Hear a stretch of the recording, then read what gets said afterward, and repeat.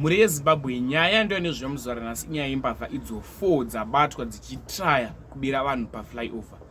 Vazhinji vanozoti kana nguva dzaenda uchifreni paflyover manheru hapachatofambike, unogona kuchekwa huro wakabirwa zvaunazvo. Ndichikutambire zvekare pano patrare 263 kusubscribe mahara utina on the notification bell. Wakasubscribe zvinobatsira kuti iwewe uziva kumberi pamusoro penyaya dzema-updates. Nyaya ndiyo nezvemuzora nhasi inyaya yembavha idzo dzabatwa dzinosvika idzo 4 paflyover road inobva iyo kuZBC yaSimon Mazorodzi ichipinda mutauni.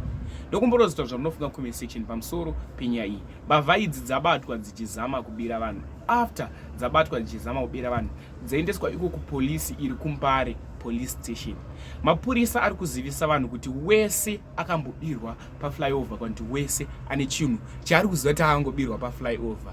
Manyai kuno kuMbare titonge vanhu ava vatichiziva mhosva dzavo, kuti ngovatonga tivapa mhosva dzese dzevanhu vakabirwa ipapo, nekuti isusu tabata ivo, hakuna vamwe ndivo vaitobira vanhu. Ndokumborota zvatinofunga kucomment section pamusoro penyaya yembavha idzi. Wakambobirwawo here paflyover apapa? Kana wakabirwa chibva wangonyorawo mucomment section kuti ndakabirwa so, zvakafamba so.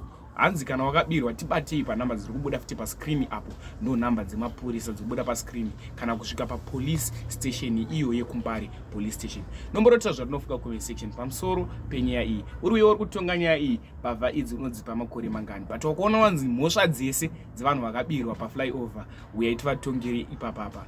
Hey, pakaipa makore avanopiwa handifunga wakabuda zvekumhanya. Mbavha chera ichikomba pasi musvipi. Ndofunga mukuona vamwe nyaya dzavasangana nadzo kuti wakutongerwa chero munhu akabirwa kare kare ungonzi ndiwe.